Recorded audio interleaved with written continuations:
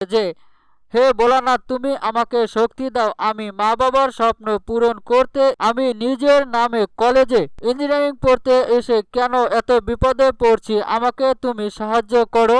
Compass যখন পড়ে থাকে, কম্পাসের কাছে মোনা এসে বলে যে, ও সো স্যাড, আমি খুব দুঃখিত, তুই কলেজের প্রথম দিনে তোকে এতটা বিপদের সম্মুখীন হতে হবে, তোর ভাগ্যটা এতটা খারাপ আমি জানতাম না।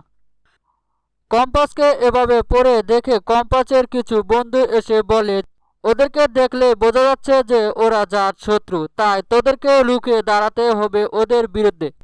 তোকে শক্ত হয়ে দাঁড়াতে হবে যাতে ওরা কিছুই করতে না পারে, তোকে প্রতিবাদ করতেই হবে।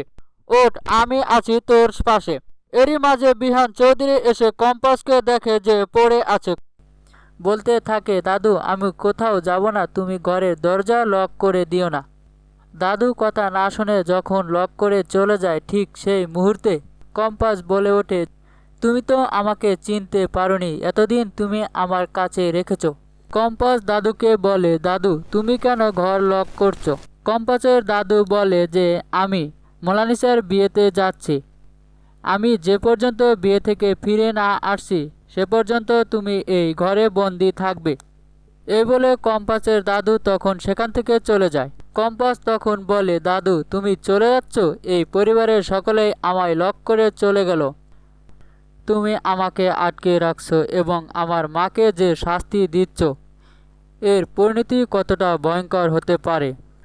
আমি যদি তোমার নাম ধুলোয় মিশে না দিতে পারছি তাহলে আমার নামও কম্পাস না। আমি এই প্রতিজ্ঞা করলাম, ক্লাস 8 থেকে শুরু করে আজ পর্যন্ত আমি এই মোনালিসার জন্যই পড়াশোনা করেছি। ফার্স্ট ক্লাসে পাশ করেছে মোনালিসা, কিন্তু সেটা মোনালিসা না, সেটা করেছি আমি। আমি স্কুলে গিয়েছি, কলেজে গিয়েছি, ফার্স্ট হয়েছি, সেই সার্টিফিকেট আসছে কার নামে? এই মোনালিসার নামে।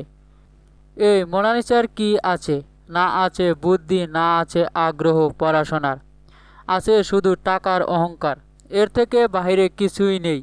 আপনারা তো খুব মাতামাতি করছিলেন যে মোনালিসা ফার্স্ট ক্লাসে টপার, সেকেন্ড ক্লাসে টপার, শুধু টপার আর টপার।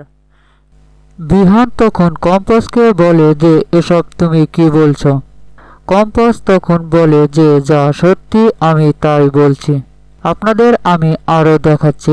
কম্পাসের আড়ালে একজন কম্পাস ও বিহান চৌধুরীর বিয়ে অনুষ্ঠানের যে ছবিগুলো ছিল সেগুলো কম্পাসকে দিয়ে গেলে কম্পাস তখন সকলকে দেখায় যে, দেখেন এই তো আমাদের বিয়ের ছবি, এখানে কোনো আমার দোষ নেই, আমাকে নিজ হাতে সিঁদুর পরিয়ে দিয়েছে, আমাকে এসব করতে হয়েছে শুধুমাত্র দাদু। দাদু চাইছিল যে মোনা ও বিহান চৌধুরীর সাথে বিয়ে দিয়ে আপনাদের সম্পত্তির ভাগ নিতে, আপনাদের ঠকিয়ে এই কাজ করতে চাচ্ছিল।